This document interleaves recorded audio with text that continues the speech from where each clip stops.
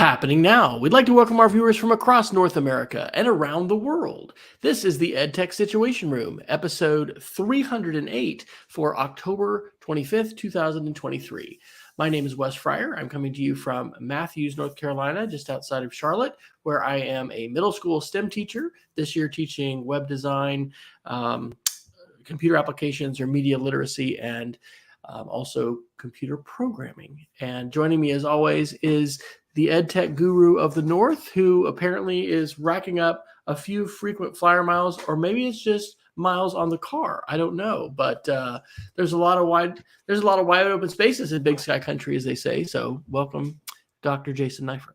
Good evening, Dr. Fryer. Yeah, so I was I was off the grid completely. Well, off the grid. I've been off the grid since '92, but I was traveling last week. I had the opportunity to meet in Louisville, which I've been told that I try to add more symbols or syllables in there than are necessary. But Louisville for a meeting with other distance learning folks, which was super great to connect with my people there and chat about the goings on of virtual learning. And then I had a wonderful opportunity to hang out with Montana school administrators and school board members at the Montana Conference for Educational Leadership in Billings, Montana last week. I also spoke to teachers at the teacher conference across town about AI, which I also did with the principals and, or I should say the administrators and school board members. So lots of AI conversation going on here, and still don't have any great answers for this yet, but at least I think we're asking the right questions, which is, I think, really the first step of this process. So I was thankful last week to have the opportunity to take the day off. I did, I should mention, because it's something we do keep track of here, it's snowing in Missoula. So we woke up this morning to cold temperatures and snowy weather. And I am happy to report that winter is here. I don't know if I'm happy to report, but I'm reporting dutifully that winter is here. But I don't think that this is a weather and Jason's travel podcast. Dr. Fryer, what are we pulling off tonight? Well, for the 308th time, we are going to talk about the tech news through an educational lens. And tonight we have, as always, got a bunch of articles in our Google Doc, which you can find at edtechsr.com/links. And oh, good, you got some AI experiments. I've done some too. Yes, we're going to talk about AI a little bit. We're going to talk about big tech and social media. We might talk about media literacy, although that could just be called politics dumpster fire related to conspiracies. We may not get to that one. Google hardware, and then our geeks of the week that we end it with. But you, sir, are doing so much great research and sharing about AI. I just want to ask you, before we jump into articles, what would you generalize the sort of tone is of the conversations that you're having? And has anything, what surprises you now when it comes to AI and conversations with teachers and administrators and other educators? Well, the first thing that surprises me is there's still a pretty significant percentage of educators that have no idea this is happening. And I think that's understandable in light of the kind of broader atmosphere in regards to education, and this is K-12 and higher ed. I think a lot of the problems, the pandemic certainly are weighing on folks, but I would also argue that there was a kind of a lot of ugh around education well before the pandemic, and some of those problems were exacerbated by the pandemic itself. So that was the one thing I'm surprised about. The second thing I'd say that's really interesting to me is that I do think, teachers get that this is a big deal, right? And I'm not sure if they really understand what it will do to education, because no one understands what it will do to education yet. And one of the things that I think is just really important right now, and this is what I preach in every presentation I give about this, is that you have to play with it to wrap your brain around it, right? Because I think it's just too easy to dismiss this as another internet or another Google. And I just don't think that, I mean, people are making comparisons with, 1990s era internet and the stunning impact that it had, but it really took, in my mind, almost 15 years for the internet to have a really substantial impact on teaching and learning. And one could argue that in a lot of cases, it didn't have nearly the impact that people expected. And so I think that's a surprising thing that I would note. And the other piece of this is that I do think that the teachers that I'm talking to feel like they want to have good conversations about this, and that I think their focus is in the right place, which is about student learning. And one of the ways that I've been trying to kind of think about and divide up this piece lately is, we need to stop focusing on the product as much as we are the process. Because if we're just focusing on products, it's easy to create products now. It's a no-brainer to create products from scratch. But we don't have students do things to create products. We do things. We have them create things in order to build the synapses in a way that allow people to build critical thinking. And so that's something that I'm also thinking quite a bit about too. Okay, well, awesome. Well, I'm excited to see that you've got some AI experiments, and I was literally talking to my middle schoolers today about playing with media and playing with AI, and explaining why are we playing with this and doing this, and finding some legal ways that kids under 13. I was being an intermediary. I'll tell about that a little bit, but I'm excited that you're playing with it because I agree 100%, and I think that it's just amazing and stunning things that are truly like, wow, that really changes the game. Those things I think are happening. And sharing those kind of stories is positive. I think that can help us as we process this. You and I get to process this almost every week. And that is so valuable because it is a lot to try to wrap our heads around. And I would add one other note to that too, is that, I don't blame folks that want to show off the wonder of these tools, right? Because it really is quite stunning what these tools can do. But I think it's really short-sighted to stop there, right? That, this notion of, the 25 nifty things you can do with AI. I mean, I get that because I too want to show off the cool stuff they can do. In fact, we're going to spend some time tonight showing off cool things that AI can do, concerning things, but cool things that AI can do. But the bottom line for me is that there's just really there's some fundamental questions that I don't think it's just about education for sure, but educators are going to have to be the one to answer these questions. And no one is going to come in and save us in the short term, right? We have to make these decisions ourselves. And in my mind, I think the other thing that could also very much be true is that there might be a time period here. There's just overwhelming evidence that we can't detect this in a reasonable way. We'll have some articles about that a little bit later tonight. And so we may have an uncomfortable time period where, the best we're going to be able to do is to tell students not to use AI and then give them good reasons why, and understand that some of our students will use it anyways to take shortcuts. It ultimately probably to their detriment, but there's no easy answer here to this. Unlike a lot of technological evolutions that education has faced in the past.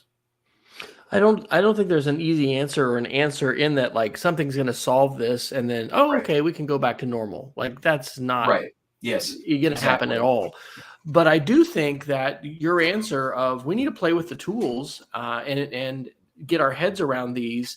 The tool that I'll share about later today just says, what is their slogan? It's basically never start from scratch. You can always start from a template. And I think I will challenge everyone right now. Find ways to get the students, and those could be adults that you're sharing a workshop or a presentation with, or they could be kids, sitting in the desks. Find ways to help those people interact and play with these tools so they're not a forbidden fruit that's never touched, but it's something that they are with their minds, with their ideas, with their curiosity. Because what I found today was I had students, I think, asking better questions and showing their curiosity in deeper ways than I usually have them do in class. And it's because I was challenged. We were using one of these generative tools to make websites. And it was just really, really fascinating because we talked about hallucination and we talked about, fact checking. But it's just, I think the tools raise the bar, raise the floor for everybody in terms of where you can start and begin. But it certainly doesn't. I think people have this misconception that it's a one and done turnkey. Oh, just give me my book report on, the fixer or whatever, and I'm done. And that is not at all what my experience has been. It's very iterative. It's very, back and forth, and there's a potential for a tremendous amount of learning and growth, and arguably that can happen at a higher, cognitive level, a higher Bloom's level, than maybe it did before. So fantastic. Let's talk about some articles. Do you want to jump? We haven't jumped straight into the AI pool in a while. Do you feel inclined to do that, or do you want to do our typical delay a little bit before? Let's do this. We have so few non-AI articles, and there's some interesting amusements here that I don't think will take much time to get through. So why don't we just start at the top of the non-AI list and make our way down?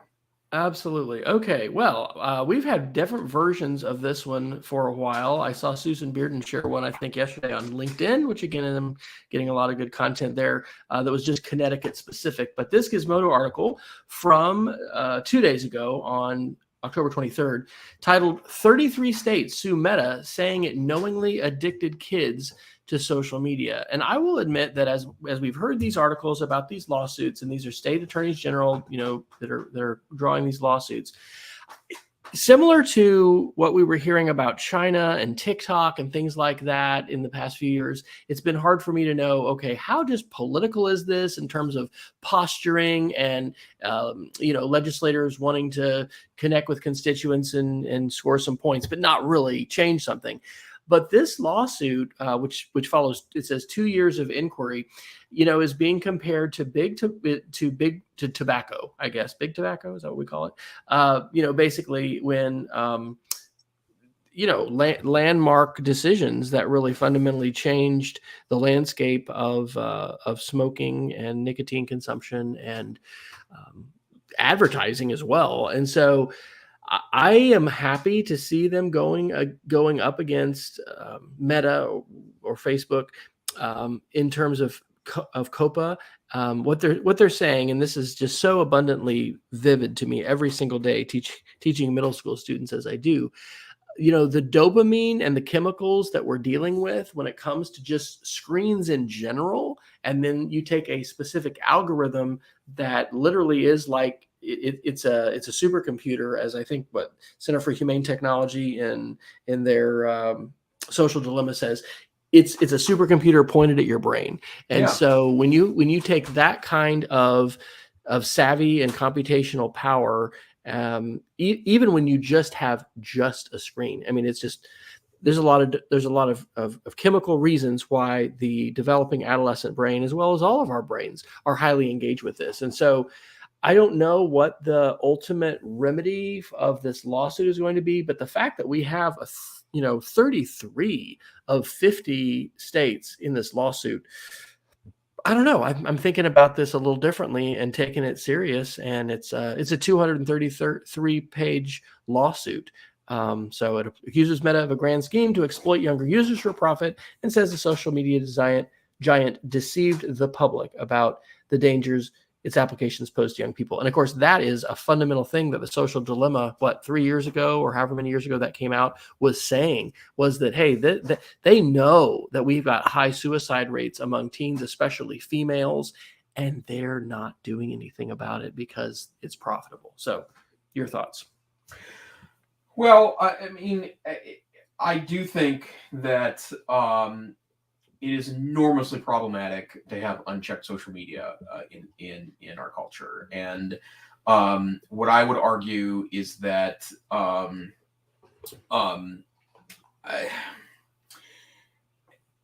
this wouldn't be so damning if the research from many of these platforms themselves didn't kind of prove this, right? And and you mentioned earlier, Wes, that we have kind of talked about this in different ways, shapes, or forms. But one of the things that has happened is that school districts have sued these social media platforms because their argument is that it has caused a huge resource drain on schools to provide things like mental health services because students just aren't prepared to deal with the crippling impacts of social media from their argument standpoint. And if we didn't have Meta's own research that says that, and also a lot of other research that's adjacent to the social media platforms, then maybe this would be a more academic argument. But I think there's a real argument to be made that the extraordinary profits that social media companies have pulled out of, like almost everyone else, teen users and adolescent users, is worthy of some legal scrutiny. And so, I don't.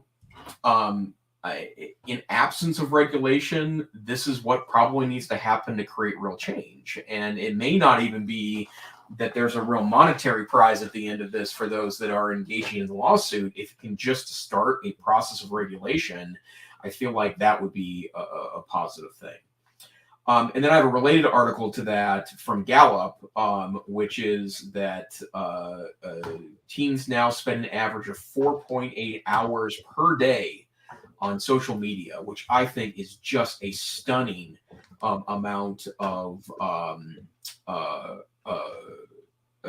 time to be spent on these platforms. And now that said, Wes and I have talked about this in the past, but putting social media all together in one big umbrella is perhaps a bit short-sighted, because there is a lot of valuable content that can be consumed on social media that is educational or entertaining in good and positive ways. So, for example, Gallup is including YouTube and TikTok as social media under this notion. So I'm not saying that there isn't junky stuff on those platforms, or what maybe 30 years ago we would have called brain rot, but still there is a something to be said about the fact that there's just an extraordinary amount of use of these tools. And then the other thing that is also true is that adolescents and teens tend to use social media less when parents insert themselves into the conversation, whether it's by hard blocks or it's by conversations with their kids. And I do think that it's pretty important, for parents to insert themselves into the relationship between your kid and social media. And it's a little hard, I think, because I know, Wes, you've certainly had access to tools with your kids growing up in your house, and you've literally been an IT director, so setting up the parental controls on phones is really no big deal. I wish there was more assistance for parents on this. I know you've really spearheaded at the schools you've taught at, bringing in parents and helping educate them on all sorts of technological topics. But I've never heard of Best Buy offering a parental control a workshop. That seems like something that should be a no-brainer at a public library or at retail stores. But I think that this goes hand in hand with those lawsuits. Your thoughts, sir? So you're talking about screen time, and I discovered yesterday in the People tab of Canvas, it tracks time, which I think is by course. I'll do. Maybe I'm not going to admit this, since obviously this is being not only recorded and transcribed and whatever. I am embarrassed about the number of hours that I have been on Canvas. I'm loving Canvas, but anyway, good grief. It's helpful to see the numbers, right? And I'm glad that the social media companies, we've got the screen time, setting inside iOS, and you can just, and I haven't looked at that in a little while, but yeah, I think there's a personal level to this, and then there's the societal community level or cultural level or whatever. And so I'm not involved now in my current school. We called them parent universities, but those were really good sessions. And it's always hard to get parents to, come up to school during the weekday and everything. Yeah. Honestly, the best thing I thought we did was we did some virtually. And that is such a, and sometimes we didn't do this, but where you can give them a choice. Hey, be online or, come in person. So anyway, we need to do more of that. And if you happen to be in that kind of a role or that potentially that kind of role, it's really, really important to engage in those conversations and provide resources for folks, because I do think they're too few and far between, especially when it comes to the parental issues. So, yep, you're here. All right. What would you like to talk about next, sir? Oh, well, shall we go to your media literacy article? Okay. All right. So, do you know Kate Starbird? Have you run across her? She works for the Center for the Informed Public at the University of Washington. That's a group that I was able to go out and spend about 3 or 4 days with this summer.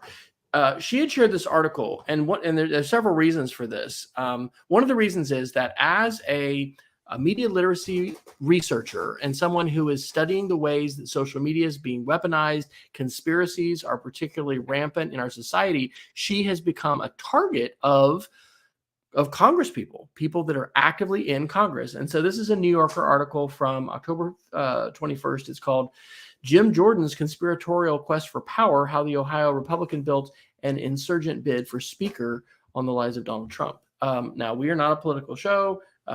We don't, go for straight up political articles. Sometimes there are these overlaps that we have with politics. And I think that this is an important one. We really need to be talking about media literacy. And I really hope that we can avoid, media literacy becoming polarizing and politicized in the same way, in some cases, Wikipedia has. We talk about censorship, alleged censorship, actual censorship, which social media platforms have to do, right? You have to have content moderation and policies, or your platform just turns into X, basically. No, it turns into a sewer, and X is not yet as bad as 4chan and some other things have done. But I've gotten through most of this article, and we're about to start our conspiracies and culture wars.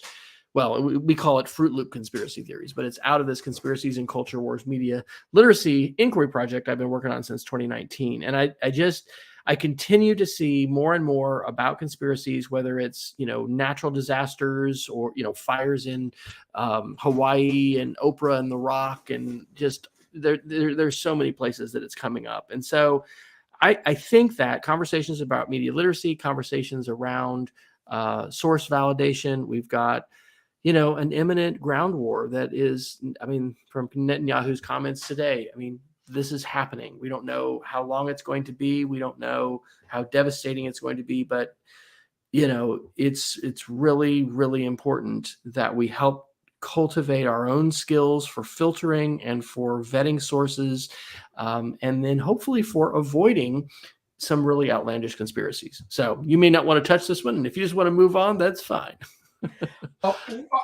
Here's the thing I would absolutely say. It is scary to me that people are targeting those that are calling for media literacy. That's very troubling to me, because it feels like that puts some of the other broader questions about libraries and access to materials and censorship in a much, much more nuanced light. And so that's the comment that I would absolutely make there. And again, we are not a political show, but I just don't agree with the notion that that somehow teaching kids about being more savvy about what they read or consume is in any way, shape, or form problematic.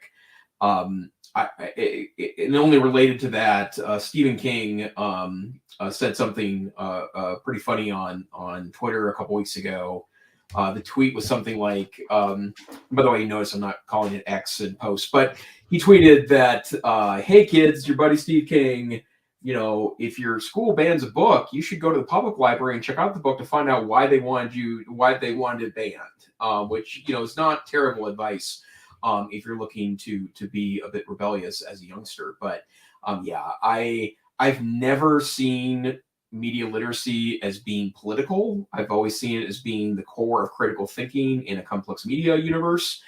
But I've also learned as of late that it is political for some folks, and I find that troubling. Yeah, I just really commend this article, and I guess I could go ahead and do a little. Well, I won't do it yet because it's not official, but there's a good chance that I'll be teaching a 6-week course come New Year for a group that I've worked with before that's going to relate to this sifting for media literacy, conspiracies, and culture wars. So we're as much as we would like to avoid, and I think we rightfully need to, in many contexts, avoid a lot of things that we find in the news and that we find in the media. And I was just listening to a video today that was talking about how important it is for our own mental health with what we're in the midst of. I don't know if I'm losing can you still hear me okay? I can. Yeah. Okay. It's just, I think I'm having some bandwidth issues, but it's prioritizing my audio. That's kind of weird. There you go. He floats back into the screen. I'm coming to you from the ISS today. Dr. Fryer is actually a bot. I don't know if you knew that or not. Right. But I've been fully subsumed by the AI, by ChatGPT. From a mental health standpoint, it's always important to not, completely immerse ourselves in sort of the worst, if it bleeds, it leads news, because that can lead to just some poor mental health. But anyway, I think it's really good to be having conversations about media literacy, and as you point out, it's troubling that academics and folks that are pursuing this are, that fouls are being called when indeed I don't think any fouls have been committed by these academics. I think they're performing some very vital roles for us as a society that need to continue. So, absolutely. Okay, what's next on the list? We're going down the list, ladies and gentlemen. We've never done this before. We are just going to go down maybe every non-AI article. I think we can do it. The number is small enough. I think it's possible. Yeah, that's true. And let's go ahead and group that Google article in with AI, since it's basically AI. Okay. I do want to talk about this article for a moment from Ars Technica, and they're reporting that Qualcomm, which is a maker of what has traditionally been mobile chips, is working on that's not the link I was looking for there. That's weird. But that they're working on releasing chips for Windows machines that will be able to provide Apple Silicon-like performance while decreasing battery life. And that's something that I think is very interesting to me. And I do notice when I go back to Intel platforms with, for example, I've got a couple-year-old Lenovo laptop that is basically my play-around Windows machine that I dig out when I need a Windows platform for something. That I like Lenovo machines, I always have. The design I think is really great. It's a sleek and nice-looking and a good platform, but they run really hot. The battery's terrible. And that's just not the case. I now carry around almost exclusively my MacBook, the base model MacBook Air M1 that I purchased just over a year ago, and I absolutely still love it. The battery life is absolutely insane, and I can still get a full day off of it. In fact, last week traveling, I was able to I still carry around a charger everywhere because I'm that guy, but I have a very finely collated group of cables that I bring along with me that can get the job done if I need them. But I was able to be in meetings last Monday and Tuesday without having to charge my laptop, except for a top off overnight. Wednesday, I was traveling all day from Louisville to Billings. And I think when I worked on the plane, or two of those flights, for at least an hour. And by the time I made it to the hotel on Wednesday afternoon, I think I was down to 81%, which is just really, really incredible, considering I probably used that laptop for 5 or 6 hours on Wednesday of last week. So I know there's still a lot of issues with Windows 11 on ARM-based processors. I mean, in fact, I've used Windows 11 on my Mac, my M1 Mac desktop at home, and it was 95% pretty good and decently fast, but also there was compatibility issues with some of the more traditional apps I wanted to use. But I do think if Microsoft wants to keep up here, then utilizing these ARM-based processors, I think, is a really important part of that process. It reminds me of your encouragement that had me be a Android phone user for about 9 months. That was when I went to Egypt. That was back in, I think, 2017. And man, I just love that phone that you encouraged me to get. Had such a huge battery. Yeah. And then I just took our Chromebook to Egypt for different reasons. But I hope we're going to continue to see breakthroughs in that area, because low energy, who knows if biotech's going to do this, but I don't know. We talk about this sometimes. The human brain, arguably the most complex thing we've ever discovered in the universe, and very low energy. And so, hopefully we're going to, there was an article, I don't have it in here, but it was, I don't know if you follow Howard Rheingold, but it was either like on Threads or Twitter, one of the 7 platforms that I'm on now. But anyway, it was an article that was arguing that we need to be, maybe I need to now put this in since I'm talking about it. I'll go find it. It was a journal article saying that we need to try and attend to how much energy we're consuming. Even with every AI query, supercomputers are literally burning fossil fuels in most cases. I mean, and some of them might be solar and, or whatever, green. Apple is, I guess, based on their last keynote, they're always talking about that, getting really close to, I think, having a zero carbon footprint. But that is not the case for computing overall. So longer batteries, having a smaller carbon footprint, all of these things are important. But it's not going to cause me to give up my iOS devices, even though I'm giving some love to the Android world. So it's funny you should say that, because I still obviously own other platforms because I am that guy. But I am primarily now almost exclusively on Apple stuff. And part of it, and I've had this conversation with a couple of friends over the last couple of weeks too, is that the ecosystem makes such a difference there because they all work so well together. That said, I would also say that I am extremely interested in a Chromebook Plus, the new Chromebook platform that has the AI component built into it. And I'm a little annoyed that I have a couple of high-end Chromebooks that have fast i7 processors and 16 gigabytes of RAM that are a generation or two before they're supporting for the Chromebook Plus platform. And I kind of wish that they would reach back a little bit to do that. But that said, yeah, I'm with you 100%. Can I get an update actually on your Apple speaker? You are a user of, I think, Madam A and the Google Assistant speaker and what's Apple's one's called? Not that we activated. It's the HomePod. A HomePod, yeah. yes. Are you're a single HomePod user, or you have more than one HomePod? No, well, I have one of the HomePod Maxes, the big bulky speaker. And I did that because I wanted a really good experience for my wife and I had stripped our kitchen down to the studs and invested all the money we should have spent traveling during the pandemic on a new kitchen. And we really wanted something that complemented that very new and fresh space well. And so we did buy one. We waited around for a good sale, and we picked a second generation up. It's a really good quality speaker. I mean, it's loud. It's got decent bass on it. It's got clarity up in the upper volume ranges. It's a really solid speaker. And we've also invested in these HomePod Minis. This is the one that's sitting next to my desk. How much does that one run? Well, that's the thing, is that they're $100 brand new, but I just been keeping an eye on Swappa.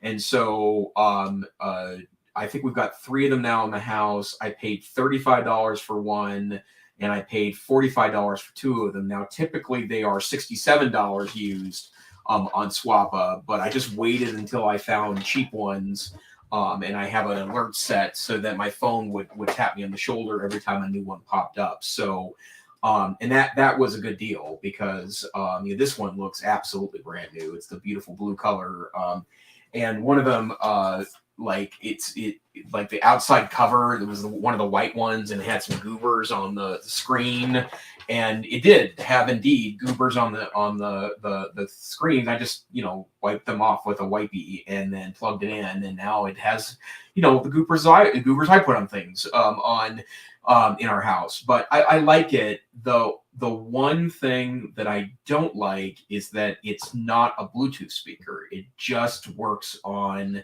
Apple devices, and it doesn't run Spotify either, right?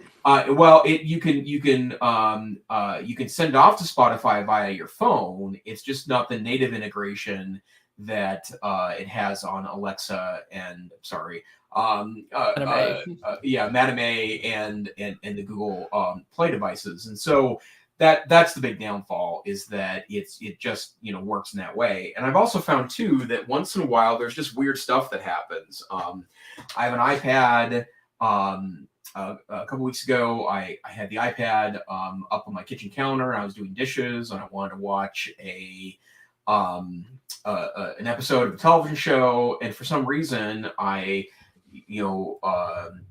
airplayed the sound to our big speaker, right? And did you do that intentionally? No, I didn't. So I don't. What did those balloons just come for? Did you see that? I have no idea. So what? The robots are taking over, Wes. Oh my gosh. So for those of you that are listening to this, a whole bunch of virtual balloons, as if it was Dr. Neiffer's birthday on Facebook, just went over the screen. Okay, sorry. Yeah. Squirrel. Who knows why? I thought you did. I was like, okay, Wes, I was excited too about this, but is it something we said? Is that a StreamYard feature? It could be. You said a magical activation word. Balloons over your picture. I'm sorry. So I'm watching a show, and I try to cast the audio over to the big HomePod speaker, and the audio worked just great, but it wouldn't show the video at the same time. Like, it just played it like it was a radio station. And as it turns out, I was on iOS 17, so that's the newest version of iOS, which I like. I've updated all of my devices to iOS 17, but I did do the update to the first kind of bug fix release, and it fixed that. And I've noticed 4 or 5 glitches like that where an update fixed it. That seems a little finicky to me, that things can get broken that easily with that. But yeah, it's a good speaker. I don't know if it's worth the money we paid for it, but it's a good speaker. If you were just going to buy one today, what would you buy? I would strongly consider buying the HomePod equivalent on the Alexa platform, the Madame A platform, the Amazon platform, because they do have a big a speaker that looks just like it, that's got a lot of bass on it and is a good speaker. I'd probably start there first. But also our entire house, obviously we have devices other than our iOS devices, but my wife's on an iPhone, I'm on an iPhone, I have an iPad, and it is pretty sweet that I can literally just walk up to the device and put my phone right next to the speaker, and I can press a button and it'll start playing there. So that functionality is pretty great. That's sweet. Well, to preview for folks too, we have been known to do some the technology shopping cart. We do the EdTech year in review, but I think we've done some gift and product ones. And so maybe in December, and if you're a listener and would like to come on the show, sometimes we'll have had some other guests on in the past. So I will say that I'm sticking with your Anchor recommendations. Picked up a Anchor charger that has a couple USB-Cs and a couple USB-As, and anyway, thinking about holidays and things like that and what we might purchase. It is always good to watch for the sales. And I don't know if I think I might have mentioned this, but I got a brand new Apple TV for just a song on Facebook Marketplace. I hope it wasn't stolen, right? I mean, you don't know. You just roll up to somebody's house and hand them a couple bills. But anyway, Facebook Marketplace, swap up, but just also Target sometimes. I mean, holidays, they'll cut some prices on these things. So it's good to know what the regular price is so that you can recognize a sale when you happen to stumble upon it. Yep. Okay, well, we got about 20 minutes left, and we need to talk about some AI stuff. So do you want to take the Google article first? Yeah, go ahead. Oh, is it mine? It's It yours. is mine. Okay. This is from TechCrunch, and I don't think did we talk about the Google's SGE and the integrated search inside? Well, I mean, maybe, but I think Maybe. this Okay. is Well, at the risk of repeating. So the headline is Google's AI-powered search experience can now generate images and write drafts. And I will say that I am doing this on my personal account. There are different controls that you'll have on a school account and with students, and this is age limited. One of the things that it says is that they've had some various things generated, some controversial things sometimes, and so anyway, there are some limits on ages. It's supposed to be 18 and older, although it says SGE's recently opened up to teens in the US. They're 13 to 17. But you can just write from Google search, say, give me a picture of a red dragon flying over an active volcano. I don't know why that's one that I end up doing. We all kind of have sometimes our thing that we test. But one of my Geeks of the Week that I'll preview now is a link to that, to Google's SGE. It's a Google lab right now. So it's just labs.google/SGE. And then you get started and you can turn on what they call generative AI in search. Also, you can turn on SGE while browsing, and then you can turn on code tips and get coding tips directly within search. So I don't know. I haven't been using it that long. I am literally using a generative AI and AI chatbots every day. I'm doing things with rubrics. I'm doing things with curriculum. I'll just say this quickly because I may not say it otherwise. I was able to export all of my rubrics. Actually, I exported my entire Canvas course. There's a single XML file that has every rubric that I've created for, I think, 16 different project assignments this semester. I think it has 4,000 lines of code. I threw that as a PDF file into Claude and said, can you please extract the 20 most important student skills from these projects? And I want you to prioritize them according to what citizens need or something. And doggone it if it didn't give me a fantastic list. So powerful tools. Yeah, really is. Have you done any Google AI stuff? Are you a Bard? I have Jedi? Bard, and I'm not sure if I mentioned this, if we talked about this yet, but I did turn on the Bard experience where I can access all the information in your workspace. But you have to have your own domain, your own workspace for that? Well, no, you can do it in your private account. I think it's Google AI Labs, maybe. Well, just bard.google.com will get you to Bard. So I'm going to go in and see. This is something added on. So here I think you just go to labs.google. Okay. And in fact, some of these I haven't even seen before. A supercharged learning in ideation with AI. Have we talked about Google Notebook yet? I think we've mentioned it. Yeah, okay. It's not the old Google Notebook. No, this is notebooklm.google.com. And to be honest, right now, if I were a college student, I would adopt this tool absolutely right now because it's stunning. And what Google LM Notebook is that you create a notebook and you upload up to 10 Google Docs and or PDFs, and the Google Docs can be ongoing ones. So in other words, like your note-taking doc. Tell me the link again. What is it? It's notebooklm.google.com. Notebook.lm. Because if you Google for Google notebooklm .google.com. And actually, notebooklm.google. There's no com. Yeah. It's just .google. Okay. Oh, really? That works too then. Okay. So it's a stunning tool because what it allows you to do is in essence refer to 10 documents which become the training data for your chat with those documents. So in other words, if you have a PDF of your textbook, if you have your notes in a Google Doc, if you have the syllabus you've uploaded via PDF for other reasons, the assignments maybe from your teacher. It'll refer to all those documents at once. And so the example that I use here is that I have collected in the last 6 weeks or so a lot of I'm going to call them how-to books, but they're more complex than that. But learning design books that I use pretty frequently in design, and I'm able, because it can still access its larger language model here, right? But it trains also on the data that you're providing. It specifically even refers to where in the data it found the information. But you can create a quiz for yourself. You can refer to all that information without having to rely on the memory of the large language model.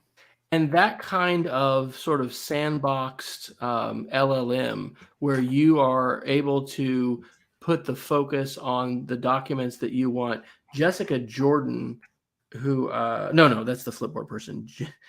Jenny F. Anyway, a user on Mastodon, I don't actually know, mentioned ISTE Stretch AI. Have you heard of this? No. So ISTE Stretch, we're just becoming let's share the newest tools with you. ISTE Stretch AI is basically that kind of an LLM. So it's designed for implementing effective EdTech practices with coaches. So it describes itself as a walled garden approach. All the source materials used to generate answers are carefully curated by the ISTE and ASCD team to provide trusted answers. I'll drop that into our chat as well as into our doc. So, the velocity of all this, Jason, maybe you and I should co-write, I bet we could spit this out pretty quick, a Playing with Media AI version. That's a good idea.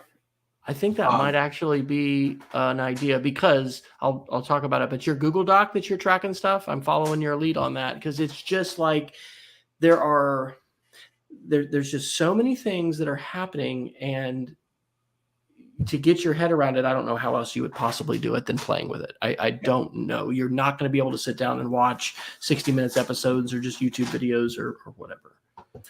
Well, and then the other thing that and I don't know what this is called, so I'm not even sure where to refer people to it. But you can now, it's Bard extensions, and so I think you can turn them on in Bard, but you can now access information in your Google email or Google Documents with Bard. And so I just gave an example of this. I said, here's what I wanted. What emails did I have from Allison James in 2018? It says accessing your Gmail. You've received the following emails from Allison in 2018. December 19th, Allison asked you if you need to lock in mortgage rates after the Fed raises rates. December 14th, Allison thanks you for Xbox code.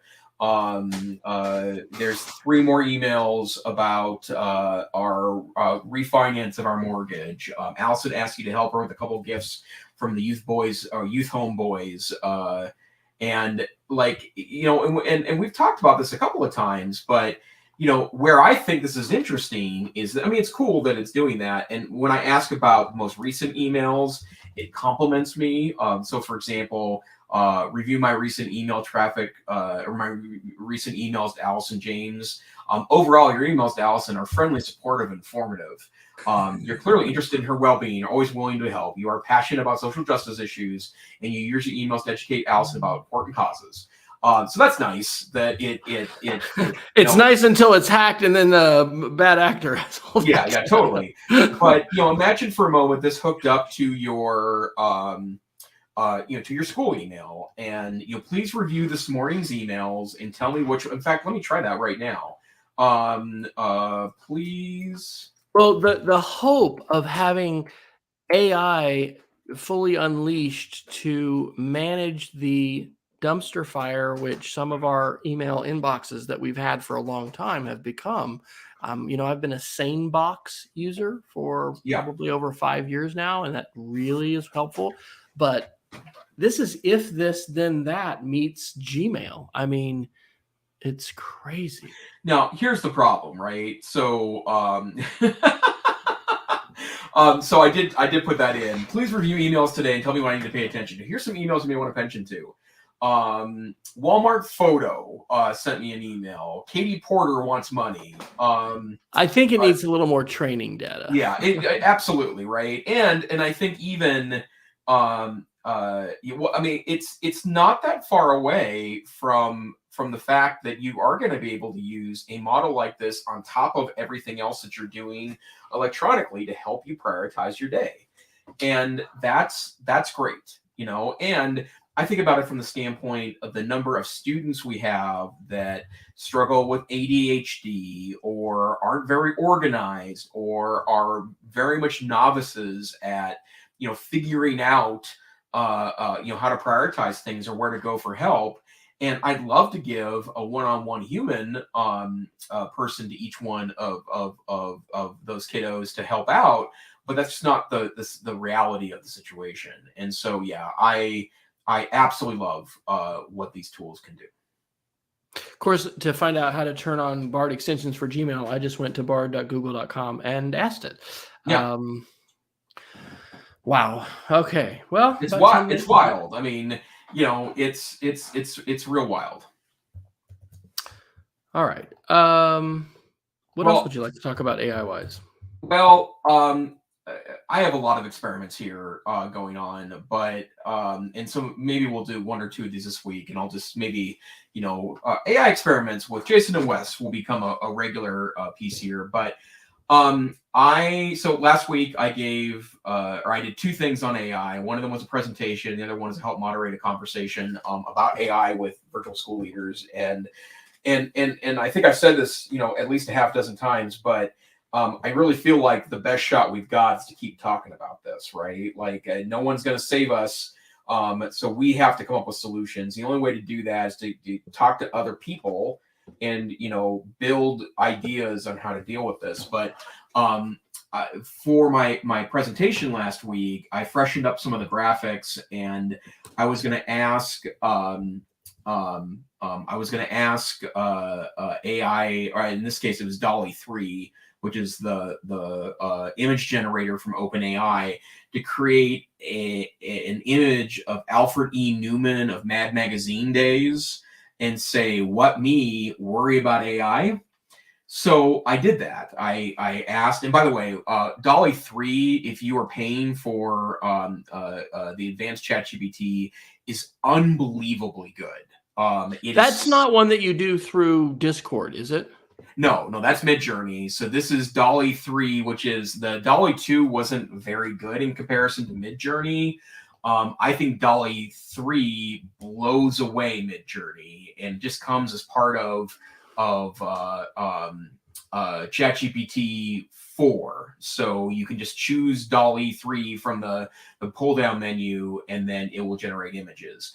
It lacks some of the nuanced tools that Midjourney has. For example, you can't pick an aspect ratio like you can with Midjourney. But here's what I did. I said, create an Alfred P. Newman with a thought bubble, "What me worry about AI?" And so its answer was, "Sorry, but I cannot create or reference copyrighted characters or intellectual property, such as Alfred E. Newman from Mad Magazine. However, I can create an image of a generic character with a thought bubble saying, 'What me worry about AI?' Would that work for you?" And I said, "Yes. Can you make it a nerdy person dressed like Newman?" And so it tried, and it failed miserably. It just was a weird looking image of, it kind of looked like a 1950s image of a clown-like figure. It's not very good. It would have worked, especially if I made fun of it, right, as an AI generated image. So I tried something. I then said, "Hey, I just looked it up, and Alfred E. Newman's no longer covered under copyright. Can you regenerate the image like that then, like I asked earlier?" And it says, "I'm sorry for the oversight. Let me create the image per your original request." And it created a beautiful Alfred E. Newman image that said, "What me worry about AI?" Wow. And so I have these up on Twitter so you can see them. And I've tried this experiment other ways. It didn't quite work this way. But remember, this is not a Google search, right? And even though there are strong rules that exist around this, the bottom line is that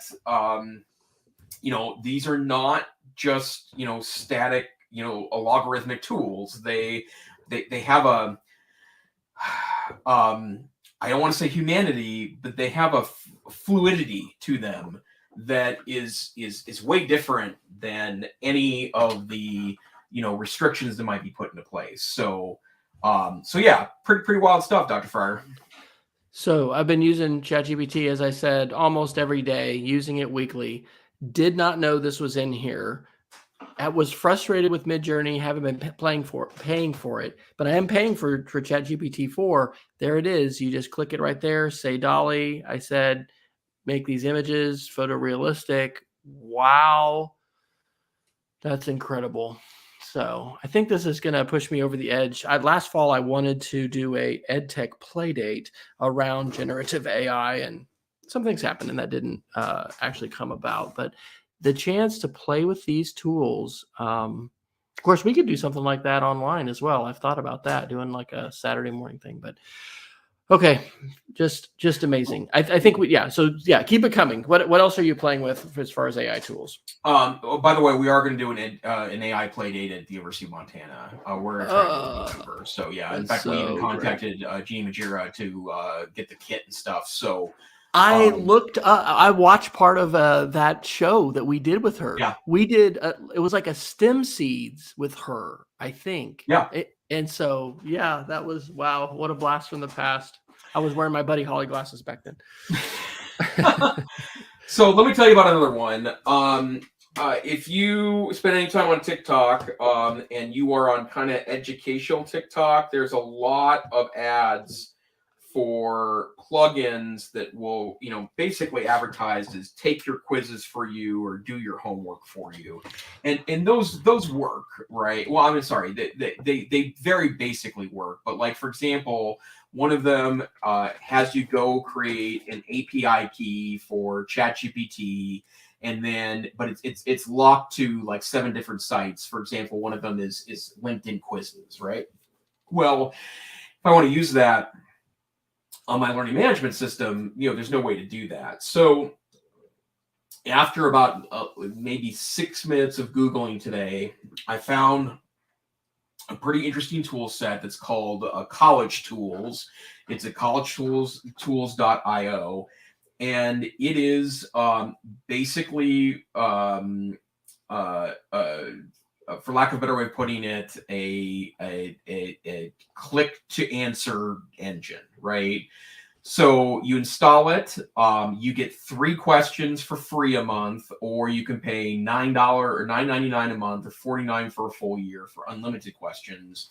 And it's sitting up in your Chrome browser when you're on Blackboard or Canvas or Moodle or any of the textbook light LMSs. And all you have to do if you're in a multiple choice question is to select the text, right click, and then I believe it says, ask College Tools. Or if like copy and pasting isn't allowed, which is sometimes a browser feature when it's in a safe or secure mode, it will allow you to simply take a screenshot of that, although it's guarantee of being able to analyze that goes down just ever so slightly, and it tells you the answer to the multiple choice question. So again, I do not have problems with multiple choice questions, right? Like a lot of people hate on objective testing. I think there's a really important value to objective testing for a lot of scenarios. But if you're using it as a final summative assessment or something that generates a score, that is no longer necessary, or it's no longer effective in a world where a plugin and $9.99 a month gets you past doing that. And we've had a lot of attempts at so-called secure browsers or other tools that disallow those pieces, but this tool seems pretty effective. And I've seen some coverage of this in LinkedIn, and one of the examples of what people say is that the whole idea of the 400 student survey class online, where you're giving out mostly objective assessments, just doesn't seem like a workable model anymore. So that's collegetools.ai, and it's completely wild. Okay, much to my chagrin, we're 59 minutes in. Usually we go just a few minutes after. I am going to exceed or surpass all previous records and do 5 geeks of the week, but I'm going to go really quick. Yeah, let's go ahead. You want to do it? You want to do an article before that, or should we just push on? No, let's do it. I mean, Okay. there's a million things to talk about, but they'll be around. They'll be around later. Okay. All right. I'm going to go fast. Native iOS voice dictation, Mac OS. Have you done this, Jason? As far as using dictation features? I have not spent the time to set it up. But, they have gotten so cool. good. Shout out to Travis White, who's our new colleague in our STEM department. We just had to do a whole lot of comments for students. And so Canvas, download the PDFs, open them up, Command T, hold down F5, and it's almost flawless as far as its text transcription. It's so good. And I've been waiting for Apple to get better, and Apple is. So yay. Thank you, Apple. Google's SGE, I already mentioned that. It's just labs.google./SGE. And so you can do generative AI searching, and it's okay. It's not as impressive as what Jason was just talking about with DALL-E and ChatGPT-4. Minecraft Mars Colony. My coders have created a couple different animation projects, both with Scratch. It's just kind of for fun. And then we did one this week on creating a terrarium simulation, a greenhouse in Mars using Microsoft MakeCode, which is built into Minecraft Education. And that's just very geeky and really cool. If you want my new background video I found, I love this. It's from ISS, and it's what does it feel like to fly over planet Earth, the fluid version. And I think it was maybe captured by Chris Hatfield. And then the last one is following in the footsteps of Dr. Neiffer. I've made my own Google Doc called AI Tips and Tricks from Wes Fryer. You can get it at wfryer.me/tips. And I've got it pinned on my Twitter and as well as my Mastodon. And I've just, I've been sharing these different things, but I think it's helpful to kind of bring them together in one place. And so as I'm discovering them, the one from today. Have you seen Gamma.app? I think I've heard of it. Okay, it's a fairly stunning creation tool for presentation, document, or slideshow.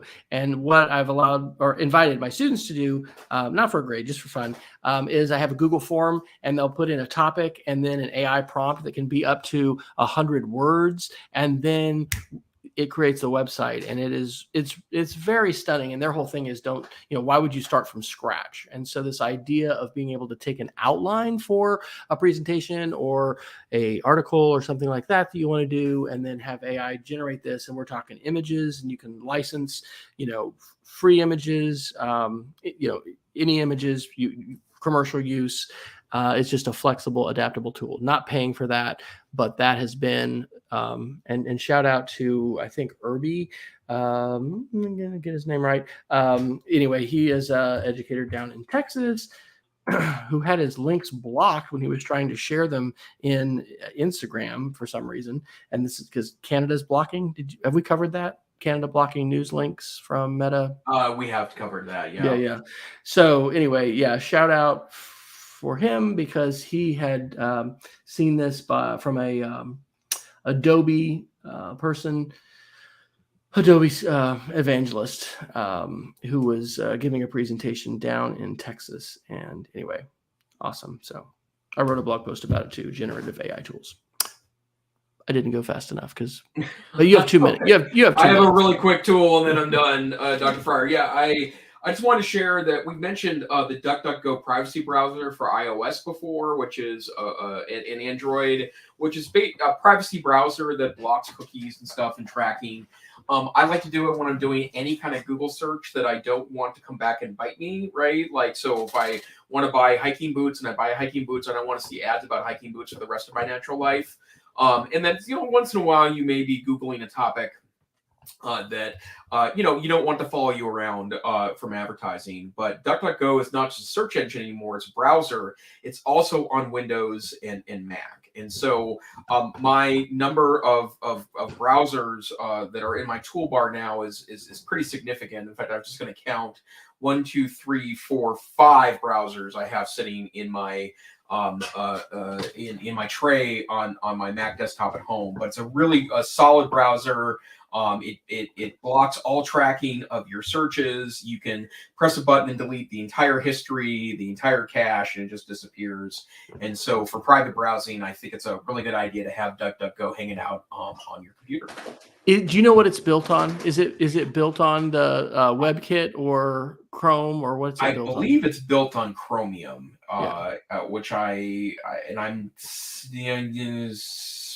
like 80% sure of that. Yeah.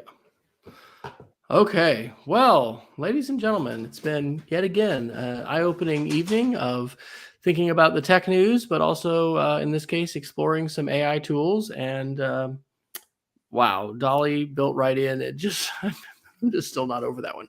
So, Jason, where can folks connect with you? And maybe most importantly, where can they get that lovely AI Google Doc that you're continuing to maintain? Well, you could find me on the Twitters at Tech Savvy Teach, and I don't know. I mean, I'm on LinkedIn. You need to search for Jason Neiffer to get there. I'm doing most of my professional chit chatting on LinkedIn now, and I've also been able to find a lot of great thinkers and scholars on AI too there. But my version of the what I'm calling the AI brief for educators is at my short link halfpint.link/AI brief is where I'm putting that information at. And you, sir? I have a page on wesfryer.com/after where I have different social media links, and I'm continuing to enjoy, our fractured information landscape. So I'm still on Twitter, but definitely Mastodon, Threads, Blue Sky, K-12 leaders, LinkedIn, Instagram, TikTok. Yeah, it's all there. Although you'll just find barbecue on TikTok. So if you're looking for other stuff, sorry. This has been the EdTech Situation Room. We are almost every week on Wednesday's show, coming to you live from Montana and North Carolina. We want to do a shout out to live viewers. Sometimes we've got a few folks here, sometimes we don't. But whether you're catching us live or after the fact, you are certainly able to see all of our archive shows, not only on Facebook, but also on YouTube. And we encourage you to visit our website, edtechsr.com, where you can find all of those links, including all of our show notes. Subscribe to our Substack, which does not have any kind of fee basis at this point, but might in the future, because, surely we would just be able to quit our day jobs and, podcast with Substack. Probably not, but we appreciate you checking us out and encourage you to share some feedback, play with media, play with AI tools, and share your learning with others, because that's one of the great things we still get to do in this sort of fractured and confusing and polluted media landscape. There's a lot of great ideas and a lot of great people, and they're sharing those ideas, and you can still connect with them. So we hope that our show in some small way helps you do that. Have a good week, everybody. Good night.